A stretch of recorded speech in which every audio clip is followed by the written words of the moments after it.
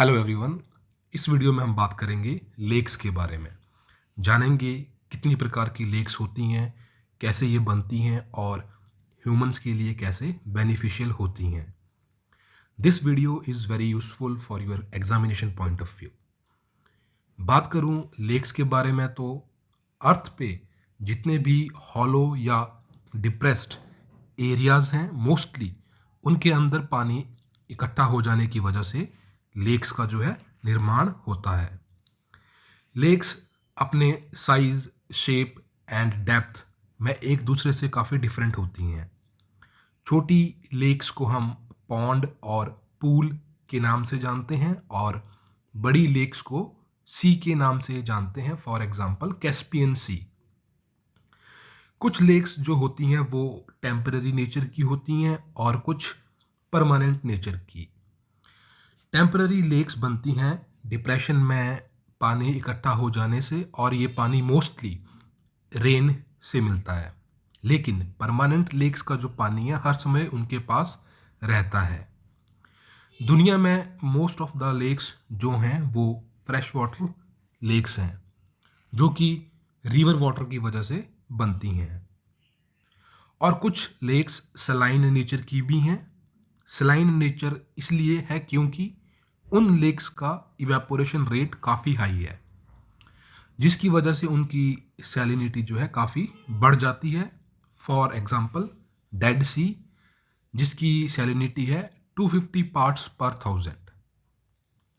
Black C and प्लायाज, जो कि प्लायाज जो है हमें डेजर्ट में मिलती हैं, ये भी इसी कैटेगरी को बिलोंग करते हैं।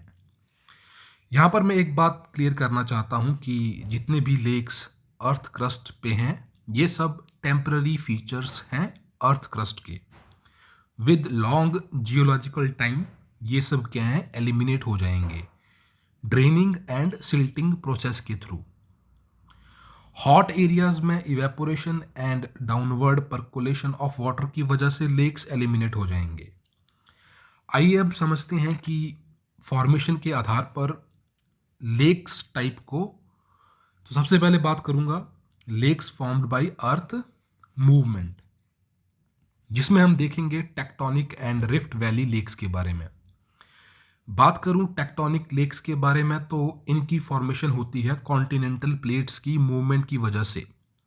फॉर एग्जांपल इफ प्लेट्स के बीच डाइवर्जेंट प्लेट बाउंड्री है तो इन बिटवीन क्या है, डिप्रेशन बन जाएगा और विद टाइम उसमें क्या है, पानी भर जाएगा। इस प्रकार से बनी हुई लेक्स को टेक्टोनिक लेक्स बोलते हैं। अगर आप प्लेट्स उनकी मूवमेंट को डिटेल में समझना चाहते हैं तो अर्थ मूवमेंट नाम से प्लेलिस्ट में आपको वीडियो मिल जाएगा। टेक्टोनिक लेक का एग्जाम्पल है लेक टिटिका, जो कि एंडीज पर्वतमाला में, और ये हाईएस्ट लेक है दुनिया की अबव द सी लेवल। दूसरा एग्जाम्पल है कैस्पियन लेक, जो कि लार्जेस्ट लेक है। बात करूं रिफ्ट वैली लेक्स की तो ये लेक नाम से ही सजेस्ट कर रही हैं कि ये रिफ्ट वैली में पाई जाती हैं। रिफ्ट वैली का निर्माण तब होता है जब टेंशनल फोर्सेस लगता है या फिर डाइवर्जेंट प्लेट बाउंड्री हो, जिसकी वजह से डिप्रेशन क्रिएट होता है और उसी डिप्रेशन में पानी इकट्ठा होकर लेक बना देता है। एग्जाम्पल है लेक तंगाइका, जो कि वर्ल्ड की डीपेस्ट लेक है। डेड सी भी इसी का एग्जाम्पल है और ये वर्ल्ड की लोएस्ट लेक है। अब बात कर लेते हैं उन लेक्स के बारे में जो ग्लेशिएशन यानी कि ग्लेशियर की वजह से बनती हैं। इसके अंदर हम देखेंगे सर्क, जिसे हम तारन भी बोलते हैं, कैटल लेक देखेंगे, रॉक हॉलो लेक्स को देखेंगे। जब ग्लेशियर अपनी लोकेशन से नीचे की तरफ मूव करना शुरू करता है तो पीछे वो एक हॉलो डिप्रेशन छोड़ देता है, जिसे हम सर्क और कोरी बोलते हैं। विद टाइम यहाँ पर पानी इकट्ठा हो जाता है और सर्क और जो टार्न है उस लेक का जो है निर्माण हो जाता है। जो लेक्स ग्लेशियल ट्रफ यानी कि लोअर एंड पे पानी की एक्यूमुलेशन की वजह से बनती हैं उन्हें रिबन लेक बोला जाता है।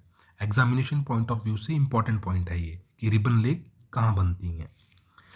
अब बात करते हैं कैटल लेक्स के बारे में।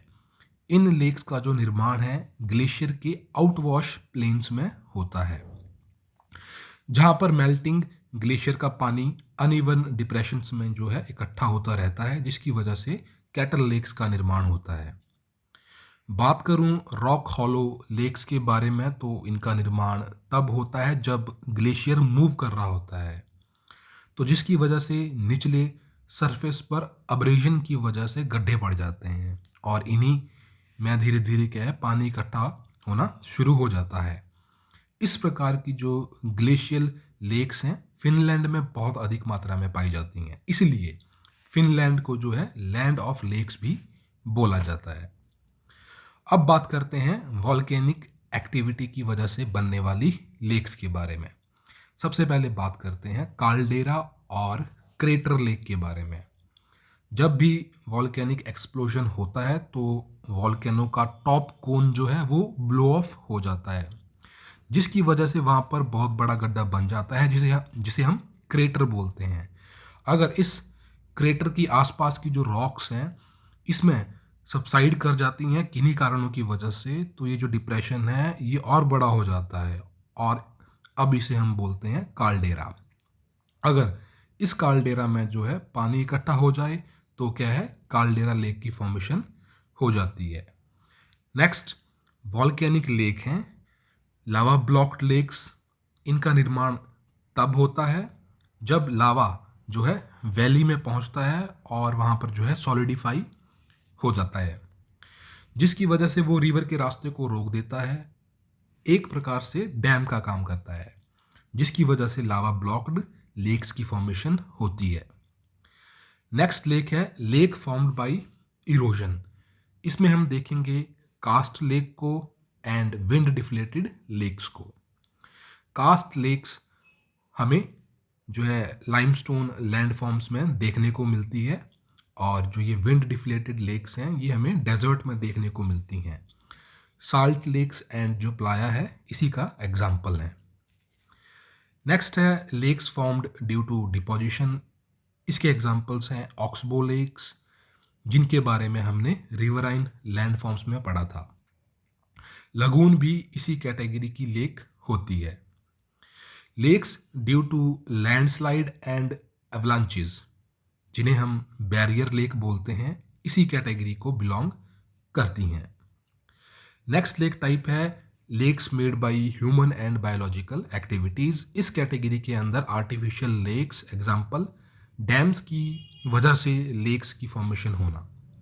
कुछ जानवर एग्जाम्पल बीवर्स जो कि कम्युनिटी में रहते हैं और लकड़ी की मदद से क्या है रिवर के अक्रॉस एक आर्टिफिशियल डैम का जो है निर्माण कर देते हैं, जिसकी वजह से लेक्स की जो है फॉर्मेशन हो जाती है और इस प्रकार के डैम को बोलते हैं बीवर डैम।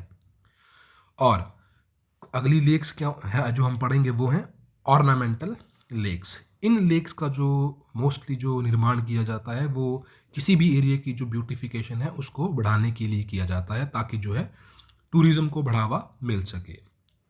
लास्ट में डिस्कस करते हैं कि आखिरकार लेक्स किस प्रकार से ह्यूमन के लिए बेनिफिशियल होती हैं।